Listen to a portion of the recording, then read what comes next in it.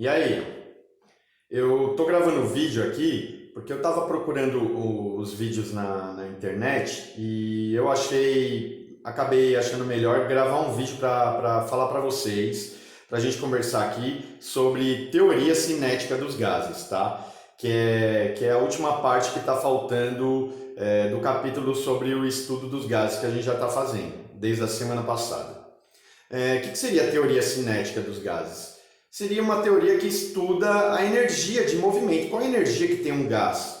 Porque se o gás é composto por átomos e moléculas que ficam colidindo entre si, então o gás ele possui uma certa energia, tá? E então é disso que essa teoria se trata. Vamos imaginar que a gente tem um certo gás dentro de um cilindro. Aqui tem um êmbolo, né? Um êmbolo móvel. E esse gás aqui está a uma certa temperatura, sobre uma certa pressão e com um certo volume aí. Essas variáveis que a gente já está estudando aí desde a semana passada. Como que a gente poderia medir a energia desse gás aí, interna desse gás aqui? Primeiro, a gente tem que colocar algumas condições específicas para fazer esse estudo. Essas condições, apesar de serem específicas, elas se aproximam bastante dos resultados do estudo dos gases reais, tá? E essas condições aí, eu vou postar aqui a foto para vocês dessas condições. Os pressupostos dessa teoria são os seguintes. Como vocês já estão vendo aí, a gente tem que pressupor que uma amostra de gás perfeito é composta de um grande número de partículas em movimento aleatório. Gás perfeito, gente, quando ele fala gás perfeito, a gente vai considerar esse gás como sendo formado apenas por partículas monoatômicas, como se todas as partículas fossem bolinhas, vamos imaginar assim, todas com o mesmo tamanho, tá bom? Essas partículas são consideradas pontos materiais. Como eu disse, a gente pode pensar que são bolinhas. Ou seja, suas dimensões são desprezíveis em relação à distância entre duas partículas quaisquer.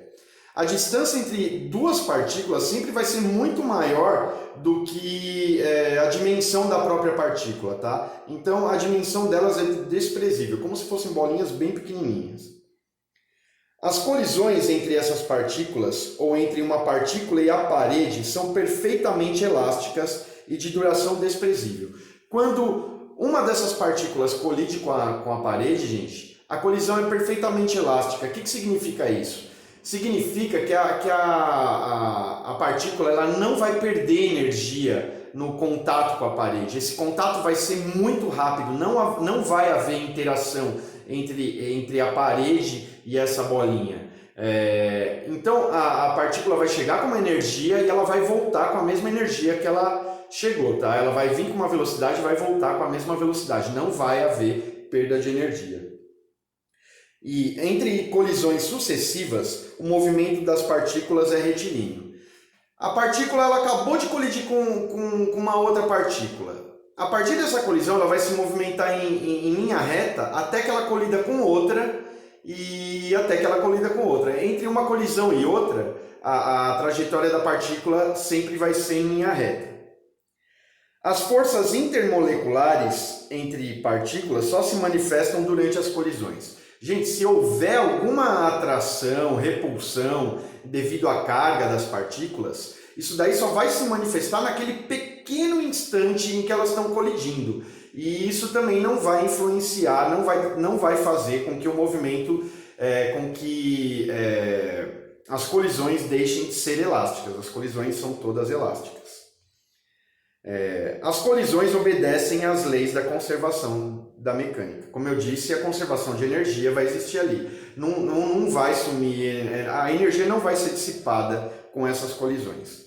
Lembrando lá da primeira, né, o movimento dessas partículas entre N colisões, entre várias colisões, é um movimento aleatório. Não dá para a gente prever onde essas partículas vão estar depois, ok? Então, vamos começar falando sobre como medir a pressão exercida por esse gás aqui dentro, tá? O que é a pressão, gente? Pressão é como se fosse a força que essa partícula está aplicando ali na parede desse recipiente, tá? É a força que essas partículas estão aplicando ali na área, na região desse recipiente ali interno. Para demonstrar isso daqui, a gente precisaria de uma matemática mais avançada, de um estudo mais avançado, um estudo estatístico. Eu não lembro, eu não sei fazer esse cálculo, eu não me lembro como se faz esse cálculo. E eu estava xeretando, eu achei um vídeo de um rapaz muito legal que com fórmulas conhecidas, que a gente já usou, que vocês conhecem, ele deduz essa fórmula aqui e deduz também a fórmula da energia cinética média das partículas ali. Eu vou deixar linkado aí no vídeo ou ali na descrição, linkado aqui, eu não sei fazer isso ainda, eu vou tentar, para quem tiver interessado, dar uma olhada, é muito legal. O cara mandou muito bem, tá? Então a gente já vai partir que a gente conhece essa fórmula de pressão aqui. Para a gente calcular a pressão de uma certa massa de um gás, gente, tudo isso daqui é um modelo estatístico. Vejam que se a gente for estudar a partícula no micro, cada partícula aqui, o que está acontecendo, fica impossível. Para vocês terem uma ideia, em 1 centímetro cúbico, imagina um cubo de 1 centímetro de aresta, de lado, de profundidade, de altura.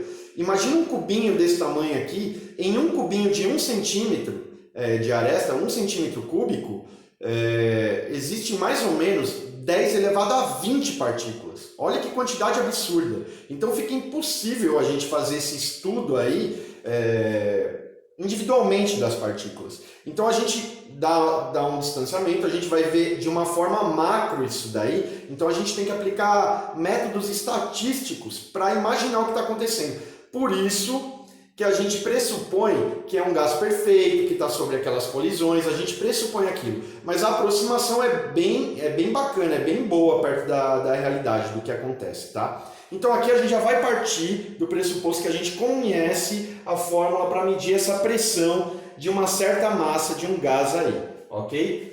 A pressão é o quê? 1/3 da massa desse gás aqui, vezes a velocidade ao quadrado dividido pelo volume desse recipiente aí. É dessa forma que a gente vai calcular a pressão de um gás, ok? Mas a ideia é a gente conhecer, como que a gente vai conhecer a energia cinética média? E por que é energia cinética média? Porque a gente vai pegar uma média da energia cinética de cada partícula lá dentro, é uma média, porque as partículas vão ter energias cinéticas diferentes. É uma média da energia cinética de cada partícula. Somar, é como se a gente pegasse a energia cinética de cada partícula, somasse a energia cinética de todas as partículas, dividisse pelo número de partículas. Então vai dar mais ou menos uma energia cinética média. Tá? Mas para a gente chegar nessa fórmula, a gente vai partir dessa daqui de pressão, ok? A gente quer saber, então, a energia cinética média das partículas. Lembrando que a energia cinética é uma energia de movimento. Se uma partícula tem velocidade, tem uma certa massa, ele tem energia cinética. Como que a gente vai fazer isso daqui? Olha essa fórmula aqui de pressão. A gente tem que lembrar, primeiro, que energia cinética é a massa vezes a velocidade ao quadrado dividido por 2. Ok? Vamos lembrar disso daí, dessa energia cinética aqui. E vamos pegar essa fórmula aqui, gente. Só que o que eu vou fazer? Esse 3 e esse volume aqui que está sendo multiplicado aqui no denominador, eu vou pegar eles dois e vou passar multiplicando para o outro lado, ok? Eu já vou fazer isso aqui desse lado. Então, ó, o 3V que está dividindo desse lado, ele vai passar multiplicando para o outro lado. Então vai ficar aqui 3V vezes o P, que já estava ali, é igual a mv quadrado. 1 vezes mv quadrado é mv quadrado, certo? Agora, olha só, mv quadrado não é igual a 3vp? Então, onde tem o mv quadrado aqui na fórmula da energia cinética, eu vou colocar esse 3vp aqui, tá? Então, vai ficar assim, energia cinética é igual ao quê? No lugar do mv quadrado, eu vou colocar 3v P dividido pelo quê? Por 2. Ok? Tudo bem até aqui? E aqui, gente, esse VP, eu posso pensar que é PV também, né? A ordem da multiplicação não altera o produto. Então eu vou, deixa eu colocar aqui, só escrever de forma diferente. É 3PV dividido por 2, ok? E agora, se vocês lembrarem da aula da semana passada, a equação de Clapeyron, o que era? A equação de Clapeyron que a gente usou, não era PV é igual a nRT? Pressão vezes volume é igual ao número de mols vezes a constante universal dos gases vezes a temperatura. Então, onde eu tenho PV aqui, gente, eu posso colocar esse nRT. Então, assim, a gente vai chegar na fórmula da energia cinética média, né? Eu estou esquecendo de colocar esse M aqui. Dos gases vai ficar 3nRT dividido por 2. Ou, a gente pode escrever assim também, melhor, 3 meios de nRT. Assim a gente chega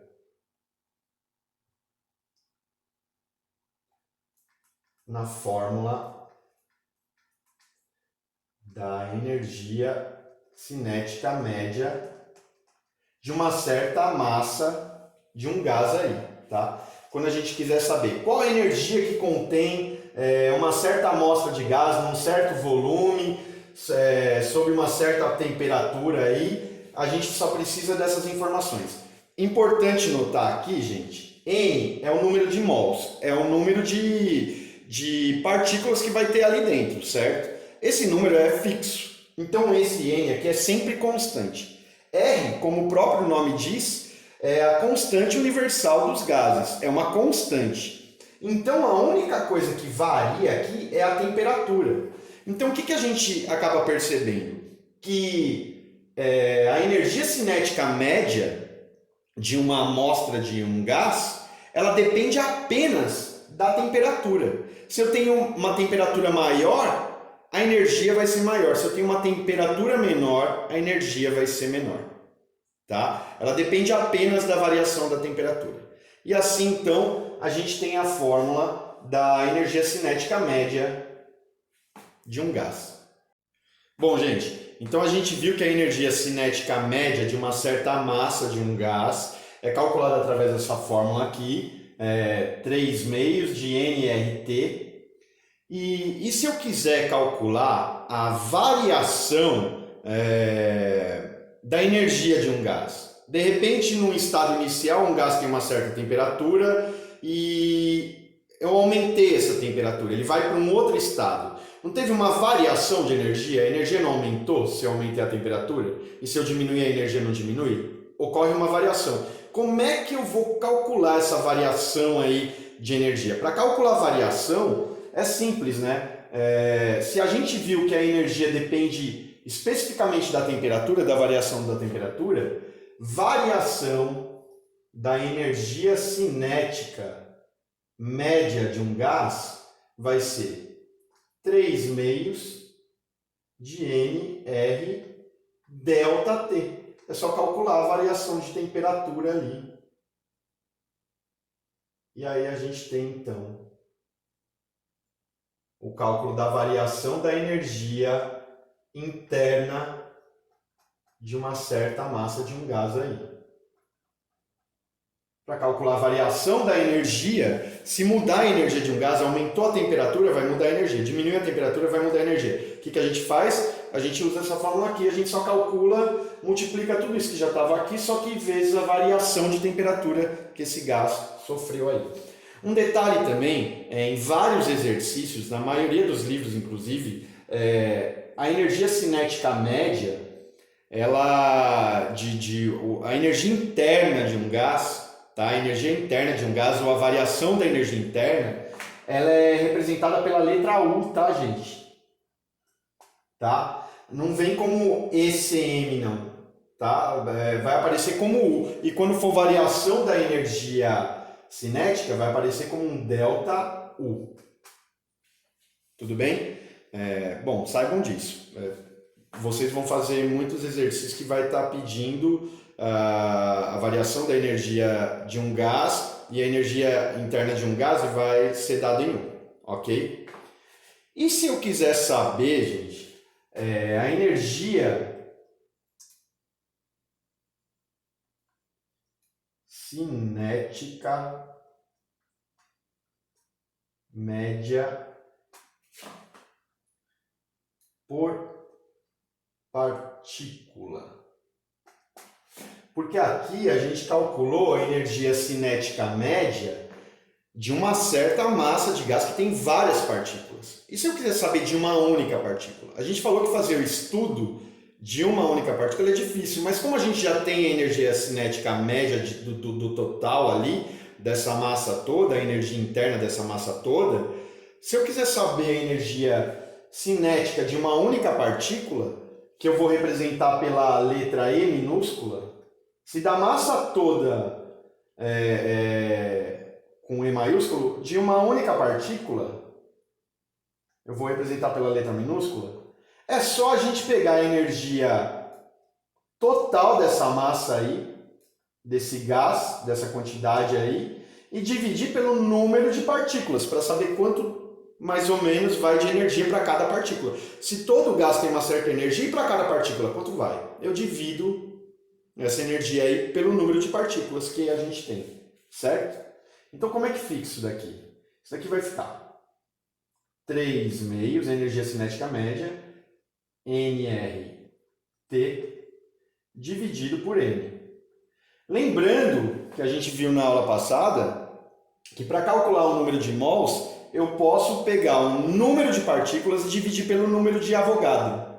Tá? Então isso daqui fica como 3 meios de N, número de partículas, sobre o número de Avogadro, vezes R, vezes T, dividido por N. Aqui, gente, o que a gente tem aqui? Eu estou vendo aqui, a gente é como se tivesse uma divisão de fração. Esse N aqui está sobre 1. Como é que a gente resolve isso daqui? Mantém a parte de cima.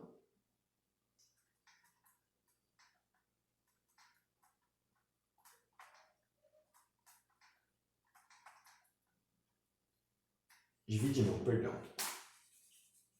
Eu estou fazendo a cópia de novo, perdão. Mantém a parte de cima.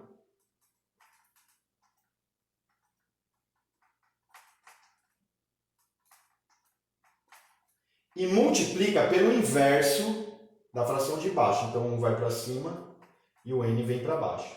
Como todo mundo aqui está multiplicando, gente, esse N corta com esse N e a gente chega em quê, então? Energia cinética média, não média cinética, mas vocês estão entendendo. É igual a 3 sobre 2 R sobre NA vezes T, ok? E uma coisa, gente, R, como a gente viu, é a constante geral dos gases, é uma constante, esse número não muda, 8,31. E NA aqui é o número de Avogadro, também é uma constante, 6,02 vezes 10 a 23. Se eu dividir sempre esse valor por esse, isso daqui também vai dar uma constante. Então, isso daqui eu vou chamar de K.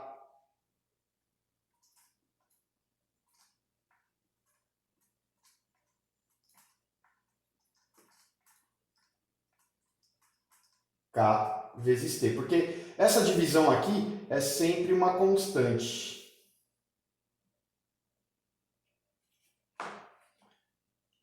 Oito vírgula trinta e um, eu falei, né? Eu não sei se eu me confundi. 8,31. Então, essa daqui é a fórmula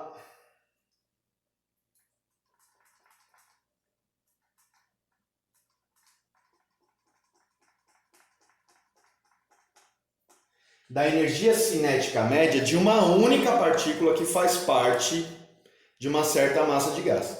Quando eu quiser saber a energia cinética média do gás inteiro, é essa fórmula aqui. Quando eu quiser saber a energia cinética média de uma única partícula, a gente vai usar essa fórmula. Essa constante K aí, que tem esse valor aqui, 1,31 vezes 10 a menos 23 joules por Kelvin, se a gente for ver a unidade dele ali, for fazer o estudo da unidade, isso daqui é uma constante que se chama constante de Boltzmann.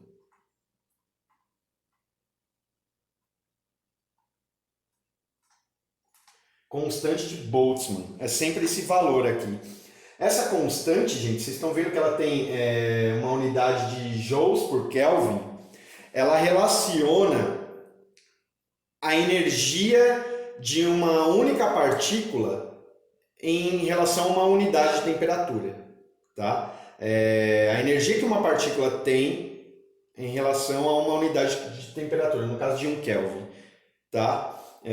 Que cada partícula tem. Vai ser sempre constante, tá? Esse valor aí. E no caso da constante geral dos gases nobres, da constante geral dos gases, perdão, ela relaciona a energia que uma certa quantidade de gás tem, que um número de mols de um gás em relação a uma unidade de temperatura, tá bom? Bom, basicamente é isso daí que a gente tinha que ver em teoria da cinética dos gases. A gente vai fazer exercícios, eu já vou deixar a lista aí para vocês. Então é isso, qualquer dúvida, perguntem lá na página do Face, interajam e é isso. Até mais.